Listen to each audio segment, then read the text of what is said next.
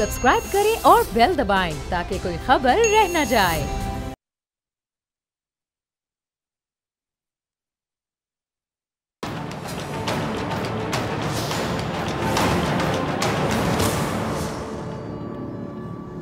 अस्सलामुअलैकुम नाजरीन, मैं हूं डॉक्टर फ़िज़ा अकबर खान और मैं हूं पाकिस्तान और आप देख रहे हैं पाकिस्तान के सबसे बड़े न्यूज़ चैनल का नंबर 1 प्रोग्राम ऐसे नहीं चलेगा। नाज़रीन, अगर आज की बात करें, आज पाकिस्तान में क्या चलता रहा, तमाम लोगों में बेचैनी की लहर दौड़ी रही क्योंकि डॉलर ने उड़ान भरी और लोगों की नींदें हराम कर दी और लोग बड़े परेशान हो गए हैं। बेसिकली प्रॉब्लम क्या है जी? डॉलर उड़ान भरता चला जा रहा है। प्रॉब्लम यह है कि क्लैरिटी की सूरत हाल नहीं है, गैर यकीनी की सूरत हाल है। गवर्नमेंट कुछ बता नहीं पा रही है, किसी से पूछा जाता है तो किसी को कुछ पता नहीं होता है। जी गवर्नर स्टेट बैंक बताएंगे, इस तरह पता चलेगा, उस तरह पता चलेगा। अच्छा जी, गवर्नर स्टेट बैंक किसके लाए हुए हैं, किसने तनकीद की? ऑपोजिशन ने बड़ी तनकीद की। अब जो गवर्नर स्टेट बैंक हैं, क्या उन्होंने आप लोगों को कॉन्फिडेंस में नहीं दिया होगा? कुछ पता नहीं होगा, अभी क्लियर नहीं हो रहा, चीजें नहीं पता चल रही। और बहुत से लोग कि जिसको हम पंजाबी में क्या कहते हैं, साढ़े पंजाबी से कहते हैं तुक्का मारना। आप तुक्के मारें कि ये इसलिए है क्योंकि आईएमएफ की ये शर्त है, ये उसलिए कि आईएमएफ ने ये कहा होगा कि डॉलर जो इसको फ्री फ्लोट करने दिया जाए, रुपया जो वो फ्री फॉल करता चला जाएगा।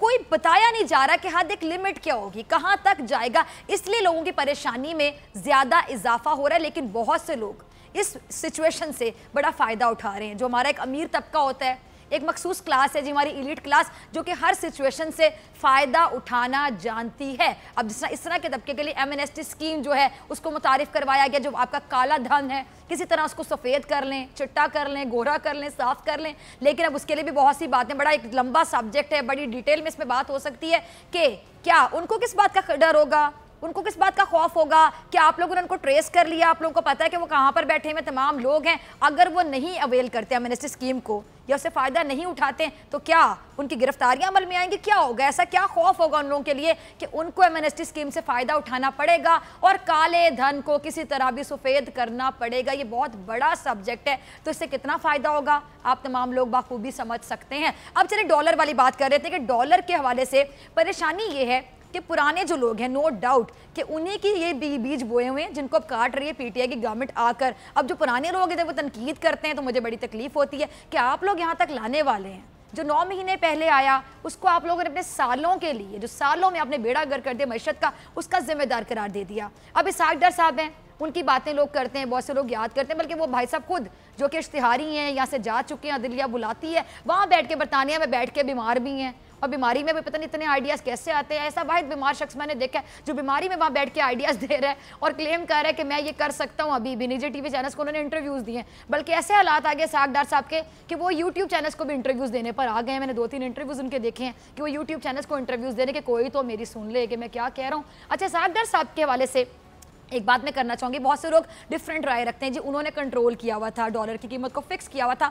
मैं एक सवाल पूछना चाहूँगी कि किस तरह फिक्स किया हुआ था? एक आर्टिफिशियल तरीके से फिक्स किया हुआ था कि डॉलर की कीमत को उन्होंने कंट्रोल किया हुआ था। अब वो जो आर्टिफिशियल तरीका था, मैं सिंपल एक सवाल आप लोगों से पूछना चाहूँगी, तमाम लोग जो समझ बूझ रखते हैं और जितने भी इकोनॉमिस्ट हैं जो इकोनॉमी को समझते हैं और इसके माहिर एक्सपर्ट्स हैं जो अगर ये प्रोग्राम देख रहे हैं कि आर्टिफिशियल वे से भी डॉलर को कंट्रोल रखना और रुपये के साथ बैलेंस रखना, क्या ये लॉन्ग लास्टिंग चीज़ है, ये टेम्परेरी है या फिर परमानेंट है? क्या उसके भी बहुत से नेगेटिव इफेक्ट्स हम नहीं भुगत रहे आज के दिन में, आज के ज़माने में? जो अभी डॉलर जो है वो इतना ऊपर जा रहा है, अभी चांसेस हैं, बहुत से लोग कहते हैं 200 तक चला जाएगा। अब बात यह है कि पीटीआई गवर्नमेंट को क्लियर करनी है चीज़ें, तुक्के पे चीजें नहीं चलेंगी। यहाँ पे लोग तुक्के मारे कि आईएमएफ के साथ ये बात हुई होगी, ये आईएमएफ की शराइत में शामिल है, और वहां से आप लोग तरदीद भी नहीं करते हैं कि खान साहब की गवर्नमेंट तरदीद कर दे कि भी ऐसा कुछ भी नहीं है। आप लोग अंदाजे लगा रहे हैं, आप लोग अंदाजों पर जो ठप्पे लगा रहे हैं खामोश रह के। आप लोग क्लियर करें कि ऐसा कुछ नहीं है, या फिर अवाम को बताएं कि कहां तक ये डॉलर उड़ान भरेगा, ताकि अवाम की जो परेशानी है वो कंट्रोल हो जाए, बेचैनी खत्म हो जाए, पता चल जाए। अच्छा, ऐसे में बहुत से लोग फ़ायदा उठा रहे हैं। एक अमीर तबका जो कि हर चीज़ का फ़ायदा उठाना बाखूबी जानता है, और ये भी कितना बड़ा एक मजाक है गुर्बत के साथ, गरीब लोगों का तमस्कर उड़ाने के मुतरादिफ है। ये बड़ा एक सेंसिटिव टॉपिक है, अगर आप इसकी गहराई में जाके सोचें, जिस एंगल से मैं देख रही हूँ कि अभी वो क्या कह रहा है, वो तबका जिनके लिए 50 लाख की इन्वेस्टमेंट को मैटर ही नहीं करती, करोड़ की इन्वेस्टमेंट मैटर नहीं करती, वो क्या कर रहे हैं जी, सट्टेबाजी के टर्म से आप वाकिफ होंगे। वो क्या कर रहे हैं कि डॉलर जो है, उनको पता है कि चूंकि डॉलर जो है 200 तक जा सकता है, चले 190 तक चला जाएगा, 165-70 तक चला जाएगा, तो क्या करें जी, डॉलर का जखीरा जमा किए चले जा रहे हैं, वो डॉलर खरीदे चले जा रहे हैं, खरीदे चले जा रहे हैं कि जैसे बढ़ेगा तो उन्हें फ़ायदा होगा। लेकिन अगेन अब डॉलर की डिमांड में जारी बात है इजाफा हो जाएगा, जब डॉलर मिलेगा नहीं, डॉलर भी नायाब हो जाएगा तो सोचें कि इनको फ़ायदा होगा। और अगेन आई वुड से कि जो महंगाई बढ़ती चली जा रही है, तब्दीली हमने और किसी चीज़ में देखी हो या ना देखी हो, लेकिन हमने देखा कि यहाँ पर तब्दीली महंगाई की सूरत में आई कि महंगाई पहले थी लेकिन महंगाई मज़ीद होती चली गई और ये नेगेटिव किस्म की तब्दीली, पॉजिटिव नहीं है। अब इसका नुकसान पीटीआई गवर्नमेंट को कैसे होगा? अवाम तो दिल बर्दाश्ता हो ही रहे हैं, वोटर्स भी दिल बर्दाश्ता हो रहे हैं। कुछ लोग हैं जो समझ रहे हैं कि ये तमाम कसूर जो है पीटीआई गवर्नमेंट का या 9 महीने का नहीं हो सकता। ये कसूरवार जो हैं वो लोग हैं जो अब तमाशा देख रहे हैं और मज़ीद तमाशा लगाना चाह रहे हैं आने वाले दिनों में। इस सिचुएशन को कहते हैं ना कि सिचुएशन का नेगेटिव वे में फ़ायदा उठाना या सिचुएशन को कैश करवाना, ये सही टर्म होगा, कैश करवाना। अब वो लोग कौन है जी? पीपल्स पार्टी की गवर्नमेंट जो 2008 में आई थी, 2013 में जब इंतखाबात होते तो नून लीग की गवर्नमेंट आती है। 10 साल डेमोक्रेसी के हमने देखे। और डेमोक्रेसी पे मैं जोर इसलिए दे रही हूँ कि अक्सर ये कहते हैं जी मार्शल लॉ लगा रहा था पाकिस्तान में, फलां आप टाइम देख लें, मुशर्रफ साहब के दौर को ये याद करते हैं तो 10 साल अगर हम पीछे के देखें, 9 महीने निकाल के, इन 9 महीनों को मिला के 11 साल बन गए। अब 11 साल तो जमहूरियत चली है ना, उस जमहूरियत में जो जमहूर है जिसका मतलब है आप, मैं, हम, अवाम, वो जो जमहूर है अब वो क्यों रो रही है? क्योंकि वो जो जमहूरियत है ना वो जमहूर के लिए है ही नहीं, सॉरी टू से। वो जो जमहूरियत है वो आप जैसे जमहूर के लिए, आप लोग शायद अपने आप को इमाम समझते हैं तो इलेक्ट होके वहाँ चले जाते हैं पार्लियामेंट में, अपनी बातें करते हैं, अपने फ़वाइद के हवाले से बात करते हैं और कोई लेजिस्लेशन नहीं, कोई कानून साजी नहीं। अभी तक ये समझ नहीं आ रही कि आगे ये हुकूमत आप लोगों ने चलने देनी है, नहीं चलने देनी है, सड़कों पर आना है आप लोगों ने, क्या करना है, निज़ाम को ख़तरा है, सिस्टम को ख़तरा है। सबसे बड़ा ख़तरा मईशत को है। मेरा सिंपल सा सवाल है, अगर मईशत को इतना ख़तरा है और आप लोग इतने अच्छे हैं, आप मुल्क के लिए इतना सोचते हैं, अवाम के लिए इतना सोचते हैं, तो इमरान खान साहब को मशवरा क्यों नहीं दे देते मईशत के हवाले से?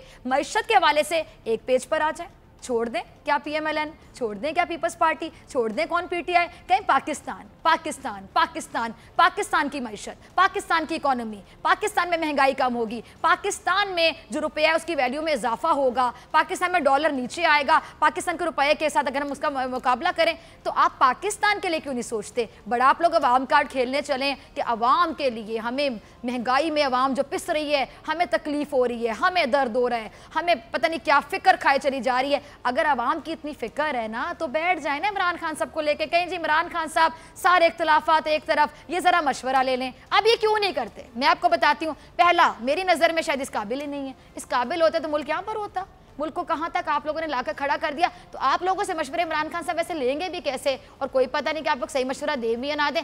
अभी बेसिकली आप लोग मशवरा क्यों नहीं दे रहे? क्योंकि ये सिचुएशन तो मैं आपको बता रही हूँ ना कि आप देने के काबिल ही नहीं। अगर देने के काबिल होते तो मुल्क यहाँ तक ना खड़ा होता, क्योंकि 9 महीने में इतना सब कुछ खराब नहीं हो सकता। पहले खराब था एंड नो डाउट कि आगे भी असद उमर साहब हमें मिल गए, वो टकर गए हमारी मईशत को। हमारी मईशत की उस टाइम पे किस्मत ही खराब थी, इस टाइम पे खराब है कि असद उमर साहब मिल गए। जो रही सही कसर थी वो असद उमर साहब के जो बुरे एक्सपेरिमेंट्स थे, जो नाकाम हो गए, फेल हो गए, फ्लॉप हो गए, कि IMF के पास जाने में इतनी देर लगा दी, वो रही सही कसर आप कह सकते हैं कि असद उमर साहब जैसे नाअहल शख्स ने निकाल दी। लेकिन आप ये नहीं कह सकते कि फुली रिस्पॉन्सिबिलिटी आज की जो सिचुएशन है इकोनॉमी को लेके, वो पूरी रिस्पॉन्सिबिलिटी बल्ले वालों पे गिरती है। ये बिल्कुल अनजस्टिफाइड होगा। बहुत सी जिम्मेदारी पीपल्स पार्टी की होगी, बहुत सी जिम्मेदारी PMLN की होगी। सिर्फ आप ये नहीं कह सकते ये पूरी जिम्मेदारी इमरान खान साहब की है, ये पूरी जिम्मेदारी इमरान खान साहब के डिसीजंस की है, पूरी जिम्मेदारी इमरान खान साहब जो वजीर खजाना लेकर आए थे उनकी है। चले अब हम देख लेते हैं, अब जिन्होंने रिप्लेस किया असद उमर साहब को, वो तो एक बड़ा नाम है ना, उन्होंने तो पीपल्स पार्टी की कैबिनेट में भी सर्व किया और अब वो मुशीर खजाना है जी। अब्दुल हफीज शेख साहब की बात करें, एक्सपीरियंस्ड है, IMF में काम कर चुके हैं, मतलब एक एक्सपीरियंस बंदा इस चीज़ को लेकर समझता है, समझ बूझ रखता है। अभी जो तमाम डिसीजंस लिए जा रहे हैं, अभी जो गवर्नर स्टेट बैंक हैं नए, जिन पे बड़ी तनकीद हुई थी, वो कौन है जी? पढ़ी लिखी शख्सियत हैं जी, वो भी हार्वर्ड के पढ़े हुए हैं और एक IMF में जॉब करने वाला बंदा। अब हम ये तो नहीं सोच सकते कि अब जो हमारे गवर्नर स्टेट बैंक हैं या ये जो हमारे नए मुशीर खजाना जो कि बड़े एक्सपीरियंस्ड हैं, जिनका बड़ा क्रेडिट ये बिलावल भुट्टो साहब भी लेते हैं, सॉरी बिलावल जरदारी साहब भी लेते हैं। मैंने कहा था मैं इनको बिलावल जरदारी कहूँगी, क्या मुंह पे चढ़ा होता है, नाम से निकल आता है कि बिलावल भुट्टो बिलावल जरदारी साहब। अब बिलावल जरदारी से बड़ा क्रेडिट लेते हैं कि हमारे बंदे को उठाना पड़ा, वो बंदा जो कि जरदारी साहब के वजीर खजाना थे और अब उन्हीं से आप काम ले रहे हैं, यानी वो उस चीज़ को अप्रिशिएट करते हैं, यानी उनकी नज़र में अब्दुल हफीज शेख साहब कुछ हैं, तब इस तरह की बातें करते हैं। अब मैं ये जानना चाहूँगी कि क्या अब आप उनको तो थोड़ा सा टाइम देना। अभी जितने भी डिसीजंस लिए जा रहे हैं, IMF के साथ जो डील हुई है, कैसी शराइतें हैं, सख्त तरीन है, ये तमाम चीज़ें भूल जाएं। अभी मुझे ये बता दें कि ऑप्शन क्या थी, आपके पास कोई ऑप्शन थी? IMF के पास जाने के अलावा कोई ऑप्शन थी? ये जो बड़ी बातें कर रहे परवेज रशीद साहब, आपकी मैं वीडियोस देख रही थी, एहसन इकबाल साहब मैं आपसे पूछती हूँ, बिलावल जरदारी साहब मैं आपसे पूछती हूँ, खुर्शीद शाह साहब अक्सर बात करते हैं, मैं आपसे पूछती हूँ, इतने बड़े बड़े लोग हैं, मरियम औरंगजेब साहिबा किसे भूल सकती हैं, वीडियो क्वीन मैंने उनका नाम रख दिया, आती हैं वीडियोस बनाती हैं, बता देती हैं कुछ ना कुछ। आप ये बताएं कि ऑप्शन क्या थी, ऑप्शन क्या थी? IMF के पास जाने के अलावा कोई ऑप्शन आप लोगों ने छोड़ी थी इन गरीबों के लिए जो इस टाइम पे हुकूमत में आ गए हैं, और हुकूमत में आने के बाद अब वो आप लोगों के ताने सुन रहे हैं, यहाँ तक आपने पहुँचाया।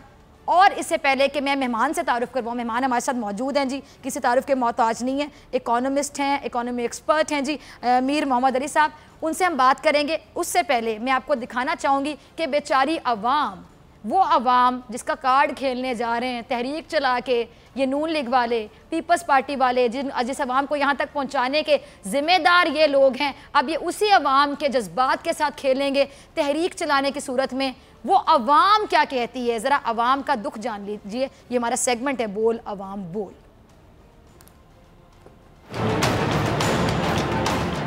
जब से ये हुकूमत आई है उस वक्त से डॉलर कहीं रुकने में ही नहीं आ रहा है। डॉलर है कि पता नहीं उसे पर लग गई। जैसे डॉलर ऊपर जा रहा है हर चीज़ की कीमत बढ़ेगी। हुकूमत को चाहिए कि डॉलर की कीमत को कंट्रोल करे और इससे मज़ीद बढ़ने से रोके। गवर्नमेंट के पास पावर है, अगर गवर्नमेंट के पास पावर होगी, उसे यूटिलाइज करेगी पावर को, तो वो कंट्रोल कर पाएगी, अदरवाइज तो नहीं कर पाएगी।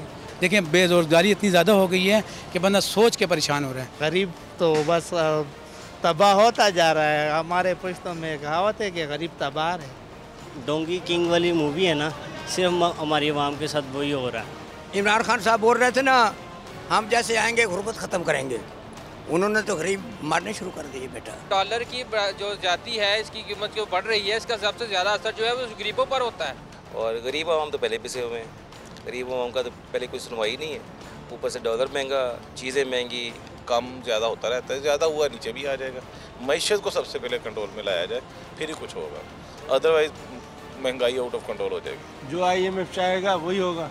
तब्दीली जो चाहिए थी वो आई नहीं। कोई इदारा ऐसा नहीं है 2012 के बाद तो अब मैंने किसी इदारे में नहीं देखा कि जॉब्स आई हो। खुदा के लिए हुकूमत से ये हमारा सवाल है कि प्लीज़ आई कि किसी हद तक इसकी जो बागें हैं इसकी संभाल लें। पिछली हुकूमत में और इस हुकूमत में तो कोई फ़र्क ही नहीं रहेगी। हमें नहीं लगता कि ये हुकूमत ऐसे कामयाब हो पाएगी। डॉलर तो दिन ब दिन बढ़ता जा रहा है। अभी तो बस ऐसा लग रहा है कि कुछ दिन में 200 तक जा भी पहुँचेगा ना, तो इकनॉमी पाकिस्तान की तो ख़त्म होती जा रही है। इस वज़ीर आज़म के लिए वैसे लोगों ने बहुत नमाज़ें पढ़ेंगी, बहुत दुआएँ की थी कि अल्लाह पाक को वज़ीर आज़म बना। अब वो क्या सोचते होंगे इनके बारे में? कर्जा इतना लिया हुआ है और वो जो चोर है वो खा के चले गए, तो जब वो वापस आएंगे पैसे तो डॉलर सब कुछ नीचे आ जाएगा, एकदम नहीं आएगा। अभी जो ना मुल्क डूबा हुआ है। जैसे नवाज शरीफ को जलील किया, इंशाल्लाह हम डॉलर को भी जलील करके रहेंगे और इमरान खान के हम साथ हैं। होंगे इंशाल्लाह ठीक होंगे, उम्मीद है। वज़ीर आज़म चोर नहीं है, हमारा चोरी करके मिल जाएगा, हम पे लगाएगा दोबारा। जी, अवाम की राय आपने सुन ली, मिली जुली राय थी। कुछ लोग PTI गवर्नमेंट से बहुत नाला हैं, कुछ लोग अभी भी कहते हैं कि वो इमरान खान साहब के साथ हैं। बाकी अल्फाज आपने सुन लिए, मैं रिपीट नहीं करना चाहूँगी। अच्छा जी, मीर मोहम्मद अली साहब हमारे साथ मौजूद है। मीर साहब बहुत शुक्रिया ज्वाइन करने के लिए, वक्त देने के लिए। आपकी तरफ आना चाहूँगी मीर साहब। सबसे पहले मैं यही जानना चाहूँगी कि जी डॉलर जो है वो तो ऊँची उड़ान भरता चला जा रहा है। आपको याद होगा कि यादगार इंटरव्यू दिया था इमरान खान साहब ने पहली बार जब सहाफ़ियों की बैठक में बैठे थे, वो इतने सहाफ़ियों को बुला के, और वज़ीर आज़म बनने के बाद, तो उनसे उन्होंने कहा कि जी मुझे तो पता ही नहीं, मुझे तो TV देख कर पता चला कि डॉलर जो है वो ऊपर चला गया और रुपया जो है इसकी कदर में कमी आ गई, नीचे गिर गया। फिर दोबारा क्या हुआ कि असद उमर साहब जो हैं, जो उस टाइम के वजीर खजाना थे, उन्होंने भांडा फोड़ दिया एक निजी TV चैनल में बैठ के, और उन्होंने ये कह दिया था, उनका ये कहना था कि आई थिंक कुरतुन क्या कह रही हैं, ठीक है जी, मीर अली मोहम्मद साहब हमारे साथ मौजूद नहीं है। इससे पहले कि उनसे रब्ता हो, मैं जरा अपना सवाल नाज़रीन आपके सामने रख देती हूँ, फिर ये सवाल इसका बॉल फेंकूंगी कोर्ट में अपने गेस्ट के, जब दोबारा हमारे साथ वो लाइन पर मौजूद होंगे। मैं कहने ये जा रही थी, बात को यहाँ पे नहीं रोकूंगी। नाज़रीन जरा आप सुनिएगा कि गवर्नर, आपको याद है कि तब असद उमर साहब ने भांडा कैसे फोड़ा था। उन्होंने एक निजी TV चैनल पे बैठ के कह दिया था कि दो लोगों को पता था, एक वजीर आजम पाकिस्तान, वो कौन है, इमरान खान साहब, और उस टाइम पे जो वजीर खजाना थे, जो खुद ये बात कह रहे थे, इसका एतराफ़ कर रहे थे, असद उमर साहब, उन्होंने कहा मुझे पता था। और बताया किसने था? गवर्नर स्टेट बैंक ने, यानी गवर्नर स्टेट बैंक ने कॉन्फिडेंस में लिया था, बकौल के मुताबिक इमरान खान साहब को यानी वज़ीर आज़म पाकिस्तान को और असद उमर साहब को हिमसेल्फ जो कि वज़ीर ख़जाना थे, और उधर खान साहब कहते हैं कि मुझे पता ही नहीं था। खान साहब सहाफ़ियों के बैठक में बैठ के कहते हैं कि अच्छा मुझे तो टीवी देखकर पता चला। अब आज मैं देख रही थी, मेरी नज़रों से एक वीडियो गुजरी थी जिसमें मरियम औरंगज़ेब साहिबा कह रही थी कि जी आई होप कि आई थिंक मरियम औरंगज़ेब साहिबा थी, कह रही थी कि अब शायद देख रहे होंगे इमरान खान साहब टीवी और उनको पता होगा कि डॉलर जो है वो उड़ान भर है। तो ये जो मुखालिफिन है इनके मुंह में अल्फाज कौन डालता है? आप लोग ही डालते हैं। अच्छा जी, मीर साहब हमारे साथ मौजूद हैं। मीर साहब आपसे रब्ता मुनक़ता हो गया, तो मैं सवाल ही पूछने जा रही थी मीर साहब कि हमने देखा था कि पहले इमरान खान साहब ने पहले मुकर गए थे, कहते कि मुझे तो पता ही नहीं था, मैंने टीवी देखा तो मुझे पता चला कि डॉलर ऊपर जा रहा है। उधर उनके वजीर खजाना जो उस टाइम पे थे असद उमर साहब, वो मान गए थे ये बात बैठकर कि 2 लोगों को कॉन्फिडेंस में लिया था गवर्नर स्टेट बैंक ने। मेरा सवाल ये कि अब जो डॉलर भर रहा है कि 148 पे पहुंच गया, अब क्या इमरान खान साहब को पता होगा कि गवर्नर स्टेट बैंक ने उनको अब कॉन्फिडेंस में लिया होगा, या अब भी कोई खिचड़ी पक रही है जो हमारी समझ से बाहर होगी?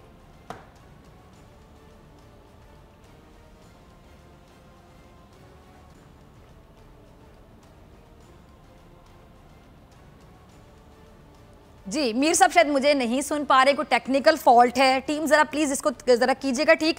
अब सिंपल सी बात है नाज़रीन कि कुछ समझ नहीं आ रहा कि आखिर होगा क्या। अब कन्फ्यूजन क्या है कि मैं पीटीआई की गवर्नमेंट को सिर्फ यही कहूंगी कि कन्फ्यूजन क्या है। चूंकि नाज़रीन लाइव प्रोग्राम है इसलिए मुझे लाइव प्रोग्राम के दौरान अपनी टीम से भी बात करनी पड़ी है। कुरतुन अगर वो नहीं सुन पा रहे तो आप टेलीफोन लाइन पर उनको लेने की कोशिश कीजिएगा ताकि सवाल जवाब का सिलसिला जारी हो। नाज़रीन बेसिकली कन्फ्यूजन क्या है? कन्फ्यूजन बेसिकली ये है कि जो हमारी ये पीटीआई की गवर्नमेंट है, ये पीटीआई की गवर्नमेंट खुलकर कोई चीज़ बता ही नहीं रही, चीज़ों को पब्लिक नहीं कर रही। अब फॉर एग्जाम्पल IMF के साथ क्या डील हुई है, क्या सख्त शराइतें, लोग अंदाजे लगा रहे हैं। Again I would repeat that word तुक्का, कि हमारे पंजाब में कहते हैं तुक्के मारे देने लोग कि ये हो गया वो हो गया। आप बताएं, आप पब्लिक करें, अगर आपकी कोई ऐसी डील भी है कि डॉलर को फ्री फ्लोट करने दिया जाए और रुपया जो वो फ्री फॉल करता चला जाए, कहाँ तक लिमिट क्या होगी, एंड क्या होगा, आप आवाम को बता दें, आप पब्लिक कर दें तमाम चीज़ें। एक प्रेस कॉन्फ्रेंस की जाए जिसमें तमाम चीज़ें वाजे कर दी जाएं, क्लियर कर दी जाएं। जब आप क्लियर भी कर देंगे तो बहुत सी चीज़ें जो है, कन्फ्यूजन जो है वो दूर हो जाएगी। डेफिनेटली आवाम जो इस टाइम पे परेशान है, वो परेशान पता है क्यों? खान साहब, पीटीआई की गवर्नमेंट से मैं मुखातिब हूँ, क्योंकि खान साहब लोगों ने आप पे एतमाद करके तब्दीली के को एक्सपेक्ट करके आपको वोट दिया था। अब तब्दीली सबसे पहले एक्सपेक्ट क्या करेगा गरीब बंदा? गरीब बंदा तो यही चाहेगा ना कि चीनी, दाल, आटा, घी सस्ता मिल जाए, रोज़मर्रा की जो अशियाँ हैं वो सस्ती मिल जाए, गुर्बत से छुटकारा मिल जाए। उनको क्या पता कि क्या होने जा रहा है। अब फॉर एग्जांपल मैं आज पढ़ी थी जो इलेक्ट्रिक गाड़ी हैं उसके हवाले से बात हो रही थी कि इजलास होगा, डिस्कशन होगी, जो इलेक्ट्रिक गाड़ियाँ उनको पाकिस्तान में लाया जाए। अब मैं उसके हवाले से भी बात सोच रही थी कि कितने लोग इलेक्ट्रिक गाड़ियाँ अफोर्ड कर लेंगे। इलेक्ट्रिक गाड़ियों की जो स्टार्टिंग कीमत है कहाँ से शुरू होगी? ज़रा आप अंदाज़ा लगाइएगा कि जो गाड़ियाँ होती हैं, इनको सोलर गाड़ियाँ, हाइब्रिड इलेक्ट्रिक गाड़ियाँ जो होती हैं, ये कितने लोग अफोर्ड कर पाएंगे? जिन्होंने बाइक पे जाना, उन्होंने तो पेट्रोल ही भरवाना है ना। ये क्या इस तरह की बातें डिस्कस हो रही हैं। मीर साहब हमारे साथ लाइन पर मौजूद है। मीर साहब अगर आप मुझे सुन पा रहे हैं, आई होप कि इस दफ़ा आप सुन पाएँ, आपसे यही जानना चाहूँगी कि अभी लोग कन्फ्यूज़ है कि IMF ने शर्त रखी है कि डॉलर को फ्री फ्लोट करने दिया जाए या रुपया जो है उसको फ्री फॉल करने दिया जाए, या फिर ये तुक्के मारे जा रहे हैं? और अगर वाकई IMF ने ऐसी कोई शर्त रखी है तो पब्लिक कब किया जाएगा? अवाम को कंफ्यूज क्यों किया जा रहा है? एक बार प्रेस कॉन्फ्रेंस करें वज़ीर आज़म साहब, सब कुछ क्लियर कर दें। अवाम की जो नींदें उड़ी हुई हैं डॉलर के 148 पे जाने से, वो नींदें तो बंदे की कंट्रोल में आ जाएं।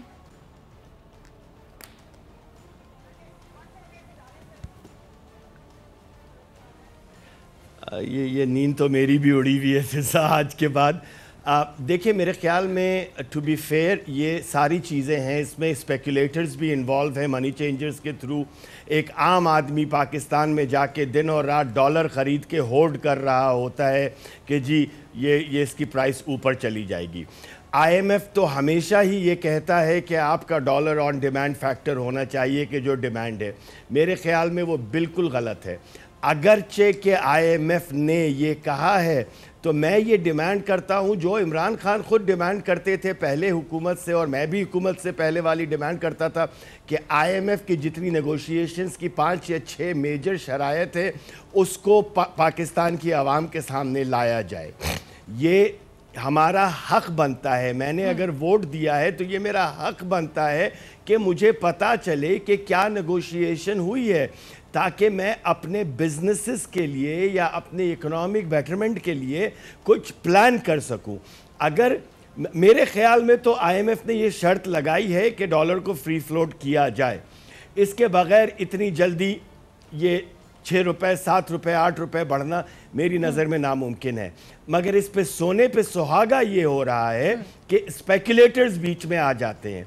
मैं तो कहता हूं कि इन मनी चेंजर्स के ऊपर एक पूरी कार्रवाई की जाए कि किस तरीके से flight of capital 12, 14, 17 billion dollar साल के मनी चेंजर्स के थ्रू बाहर चले जाते हैं, जो लेजिटिमेटली जिनके बच्चे बाहर पढ़ रहे हैं या जिनको अपने वालदैन का इलाज कराना है या अपना इलाज कराना है बाहर, वो इन चीज़ों से या दूसरे इम्पोर्टर्स जो हैं उसकी वजह वो जो हैं हर्ट होते हैं।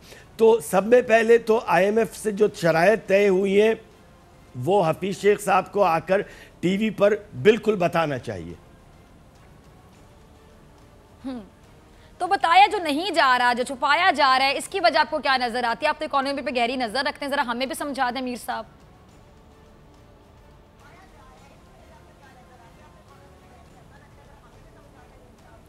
देखिए, ये तो मेरे ख्याल में ऑपोजिशन के डर से नहीं बताया जाएगा। वो बताना तो उनका हक है और सुनना हमारा हक है। ये तो मेरी नज़र में ये कोई सीक्रेट या सॉवरेन कोई सिक्योरिटी डील नहीं है ये जो IMF से होती है। सब फाइनेंशियल डील आपके फॉरेन ऑफिस की डील्स होती हैं जिसको नहीं बताया जाता और ना ही बताया जा सकता है, ना ही कोई डिफेंस इक्विपमेंट की डील है। ये एक फाइनेंशियल डील है जो अगर आज मैं पिटीशन कर दूं सुप्रीम कोर्ट में या हाई कोर्ट में कि मुझे मेथड क्या होगा। हमने देखा कि सागदार साहब भी थे जो पहले थे, उन लोगों ने जो मेथड यूज किया था वो मेथड एक आर्टिफिशियल मेथड था कि उन्होंने डॉलर को फिक्स किया हुआ था। वो भी खैर लॉन्ग लास्टिंग नहीं था, परमानेंट नहीं, तो उसी की वजह से आज भी हम इफेक्ट्स असरात भुगत रहे हैं। मैं आपसे जानना चाहूंगी कि थर्ड ऑप्शन क्या? मुझे इमीडिएट ब्रेक का कहा जा रहा है। ब्रेक के बाद यही सवाल मैं आपसे पूछूंगी कि आपकी नजर में तीसरा ऑप्शन क्या है जो कि लॉन्ग लास्टिंग हो, जो कि परमानेंट हो? क्योंकि ये ऑप्शन भी गलत है कि डॉलर को आर्टिफिशियल वे से आप कंट्रोल कर लें, और ये भी ऑप्शन बिल्कुल गलत है कि डॉलर को फ्री फ्लोट करने दिया जाए कि जहां भाई साहब डॉलर साहब आप जाएं उड़ान भरें, हम अपनी नींदें उड़ाने के लिए तैयार हैं, आप भरते रहे उड़ान। अब तीसरी ऑप्शन क्या है, जो बेस्ट सोल्यूशन है वो क्या है, जानेंगे ब्रेक के बाद।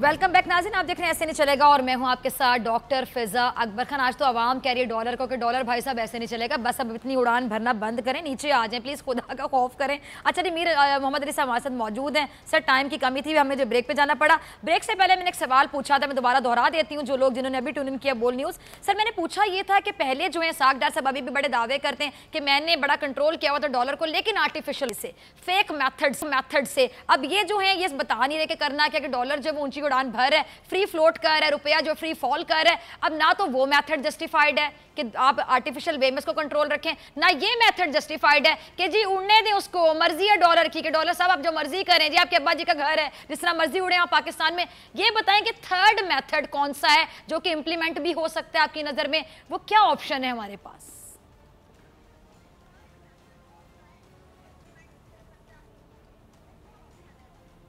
थर्ड से पहले मैं ये मर्ज की तशखीस कर दूं। आर्टिफिशियल तरीके से डॉलर को कंट्रोल करके रखना ऐसे है जैसे आप घी और तेल के खाने खाए जाएं, आपका कोलेस्ट्रॉल अंदर से बढ़ता रहे और एक दिन आपका हार्ट अटैक हो जाए। हमें इस वक्त इकोनॉमिक हार्ट अटैक हुआ है।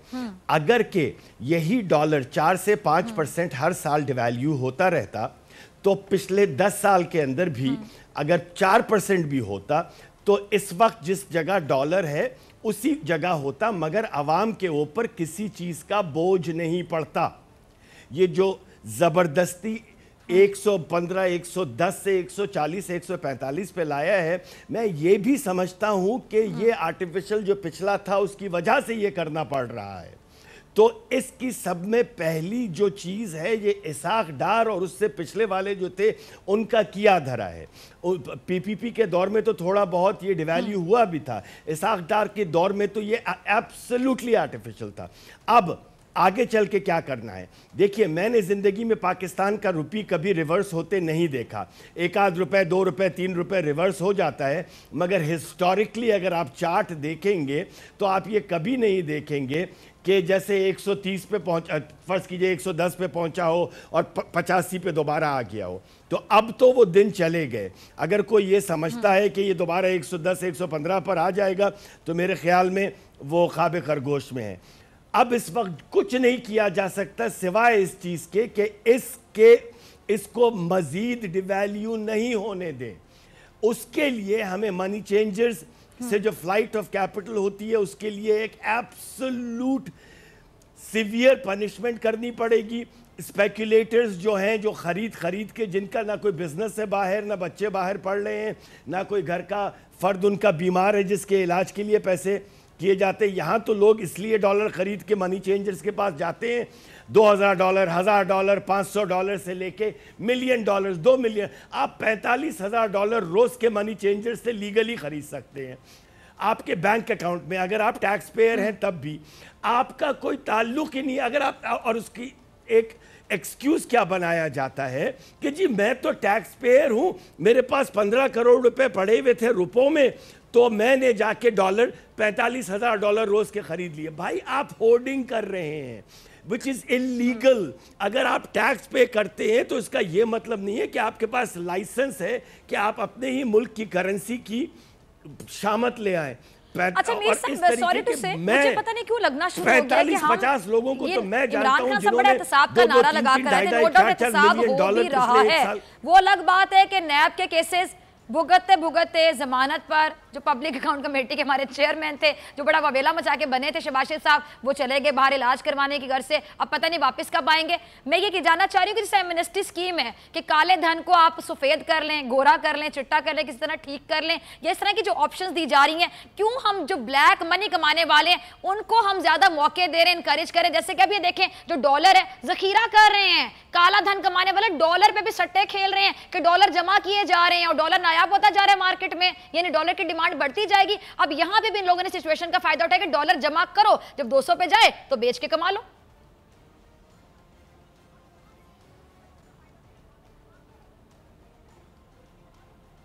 फिजा, आप तो काला धन वाले की बात कर रहे हैं ना, मैं तो सफेद धन वालों की आपको मिसाल दे रहा हूं कि जिनका लीगल पैसा पाकिस्तान में है, जिन्होंने टैक्स पे किया हुआ है, वो सट्टे कर रहे हैं, वो स्पेकुलेशन कर रहे हैं। $45,000 दिन के लीगली आप मनी चेंजर से खरीद के अपने बैंक अकाउंट में ट्रांसफर करवा सकते हैं, कोई पूछने वाला नहीं है।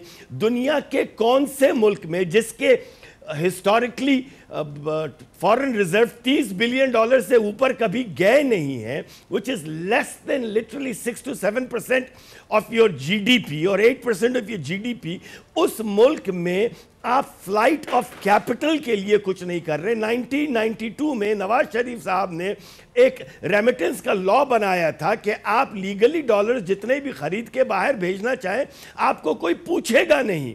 ये इस किस्म के लॉस को रिपील क्यों नहीं किया जाता?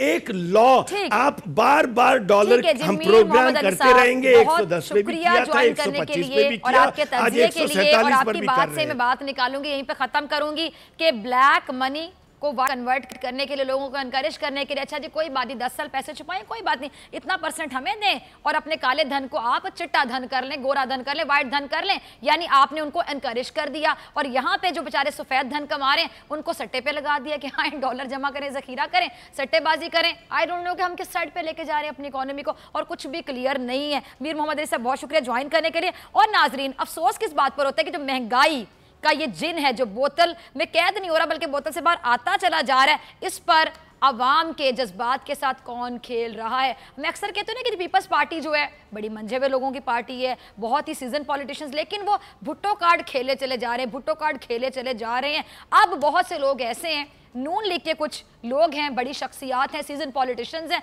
जो क्या करें कि वो अब महंगाई कार्ड खेलने के चक्रों में हैं। लेकिन अवाम की कितनी फिक्र है इन लोगों को, ये मैं बाद में बात करती हूँ। पहले ज़रा एक क्लिप मुलाहिजा कीजिएगा कि कौन साहब हैं, किन की मैं बात कर रही हूँ, कैसे अवाम को इमोशनली ब्लैकमेल कर रहे हैं।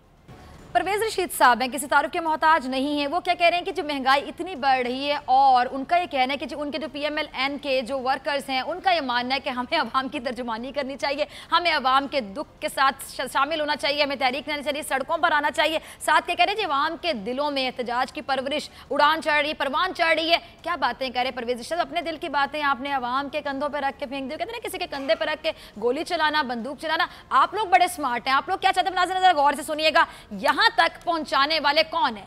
मैं किसी के साथ नहीं हूं, ना नवाज शरीफ साहब मेरी फुप्पी के बेटे लगते हैं, ना जरदारी साहब मेरे को चचा के बेटे नहीं था, इमरान खान साहब मेरे कोई बड़े भाई को कजन लगते हैं। मेरा किसी से कोई ताल्लुक नहीं है, मैं एक पाकिस्तानी हूं, मैं बिल्कुल हक सच की बात करूंगी। नो डाउट असद उमर साहब को मैं अक्सर मुर्दे इल्जाम ठहराती हूं। ये जो 9 महीने ताखीर हुई, IMF के पास जा रहे हैं नहीं जा रहे हैं, ये तमाम चीजें असद उमर साहब के ऊपर आराम से फेंकी जा सकती हैं और कोई इसमें शक नहीं है। और in the end Asad Umar साहब को जाना पड़ा, अब्दुल हफीज शेख साहब को उनकी जगह लेनी पड़ी। बात यहाँ पे खत्म नहीं हो गई, अब एक नया बंदा आ गया ना, जब उस बंदे को निकाल ही दिया और इन्होंने खुद मान लिया कि तुम नालायक हो, नाअहल हो, तुम्हें काम नहीं कर सकते, इस कुर्सी के लिए तुम बिल्कुल ठीक नहीं थे, हमारा गलत डिसीजन था, कहां इधर से पकड़े उधर से पकड़े, वो मान रहे हैं। लेकिन अब 9 महीने से पीछे चलते हैं, थोड़ा सा रिवर्स गियर लगाएं।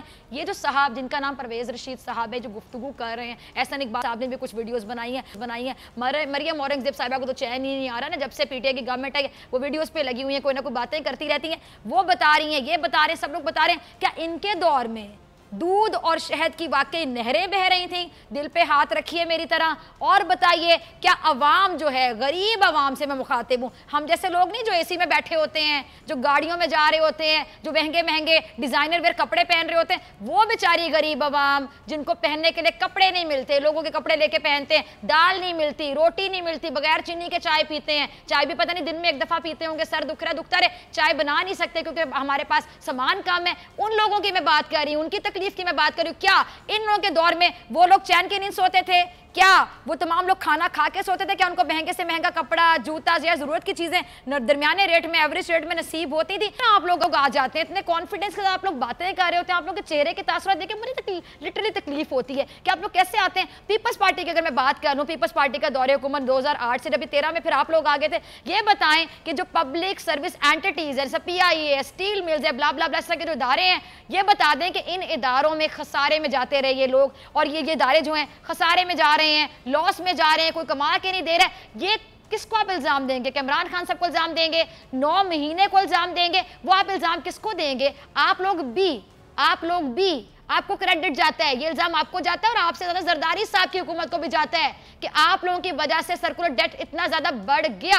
अब आप कहते हैं 9 महीने, जब आप लोग एहतजाज करेंगे, मुझे ये बता दें, खुदा का खौफ करें, जब आप एहतजाज करेंगे तो आप जस्टिफाइड होकर बताइएगा। मेरा बड़ा एक बिल्कुल जस्टिफाइड सा सवाल है, आप जरा जवाब दीजिएगा इंसाफ के साथ। ये बताएं कि 5 साल वो बेड़ा गर्क करके चले गए तीर वाले, 5 साल शेर वालों ने बेड़ा गर्क कर दिया, अब 9 महीने चले बल्ले वालों ने मान लेते हैं बेड़ा गर्क कर दिया। जब एहतजाज करेंगे, जब नारे लगाएंगे, तो क्या 5 साल की वजह से अपने ऊपर नारे लगवाएंगे, फिर 5 साल के लिए पीपल्स पार्टी में नारे लगवाएंगे, फिर 9 महीने के नारे उनके सिवा? अब नारे किसके खिलाफ ज्यादा लगेंगे, जिसने 5 साल हुकूमत की या 9 महीने हुकूमत की? जरा तलाल चौधरी साहब का क्लिप चलेगा कुरातुल। तलाल चौधरी साहब क्या कह रहे हैं? तलाल चौधरी साहब, आप लोग कहते हैं जी आपने एहतजाज करना। अब नाज़रीन जरा गौर से सुनिएगा, इन लोगों ने करना है एहतजाज जिन्होंने मुल्क का किया बेड़ा गर्क। अब ये लोग आएंगे एहतजाज करने, ये लोग अवाम को बताएंगे कि महंगाई हो रही है, महंगाई की वजह से आपको तकलीफ हो रही है। बेसिकली ये महंगाई कार्ड खेलेंगे, जैसे भुट्टो कार्ड खेला जाता है ना, अब ये नून लीग वाले, पीपल्स पार्टी वाले महंगाई कार्ड खेलेंगे, क्योंकि इनको पता है कि अवाम ने वैसे तो हमारे हाथ आने नहीं, क्योंकि अवाम ने वोट नहीं दिया हमें, अवाम हमारे हाथ नहीं, कि अवाम को किस बात पे हम इमोशनल कर सकते हैं? महंगाई पे। महंगाई हो रही है, हम महंगाई का इतना शोर मचाएंगे कि चाहे थोड़े से 10% 20% लोग हमारे हाथ में आ जाएं और एहतजाज के लिए बाहर निकलें, सड़कों पर जाएं। बेसिकली ये तमाशा लगाना चाहते हैं। और सिंपल मैं सवाल आपसे पूछूंगी, आप मुझे ये बता दीजिएगा तलाल चौधरी साहब, पीपल्स पार्टी का दौर था 2008 से 13 तक, 13 में आप आए, 18 में फिर वो लोग आते हैं। आप लोगों ने जो 10 साल में बेड़ा गर्क किया है, जब आप लोग एहतजाज करेंगे उस बेड़ा गर्क की वजह से, तो 10 साल के लिए आप लोगों के खिलाफ कितने नारे लगेंगे और उनके लिए 9 महीने के लिए नारे लगेंगे? दूसरी बात आप कह रहे हैं कि जी जो सिलेक्टेड है पार्लियामेंट में बैठा है, जो इलेक्टेड है वो जेल में बैठा है, आपने उसको सिलेक्ट किया, आपने इलेक्ट वाले को जेल में भेजा। कौन आप, किससे मुखातिब हैं? मैं आपसे सिर्फ एक सवाल पूछूंगी और नाजरीन आपके कोर्ट में मैं सवाल का बॉल फेंक कर क्लोजिंग की तरफ जाऊंगी कि ये जो एहतजाज होगा, ये जो तहरीक चलाई जाएगी, क्या ये पीटीआई गवर्नमेंट के खिलाफ चलाई जाएगी या फिर जिनको ये सिलेक्टेड का इल्जाम देते हैं, किसको इल्जाम देते हैं? किसी से ढका छुपा नहीं है। और जेल तो अदलिया ने भेजा, फैसला तो अदलिया ने दिया। ये जो एहतजाज है क्या ये इमरान खान और पीटीआई के खिलाफ होगा या रियासत पाकिस्तान और अदलिया के डिसीजन के खिलाफ होगा? ये एक बड़ा सवाल है जो नाजरीन मैं आपके कोर्ट में फेंक कर जा रही हूं। ये वो लोग हैं जो मुल्क को खा गए, ना ये रियासत का एहतराम करते हैं, ना ये इदारों का एहतराम करते हैं, ना ये अदलिया के डिसीजंस का एहतराम करते हैं। ये इमरान खान साहब को बहाना बना रहे हैं। एहतजाज ये करना चाहते हैं रियासत के खिलाफ, एहतजाज ये करना चाहते हैं अदलिया के डिसीजंस के खिलाफ, वरना ये सिलेक्टेड और इलेक्टेड के वर्ड्स दोबारा ना बोलते। तलाल चौधरी साहब, इसी के साथ मुझे दीजिए इजाजत।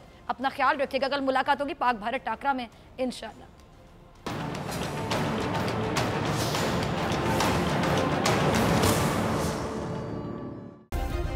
सब्सक्राइब करें और बेल दबाएं ताकि कोई खबर रह न जाए।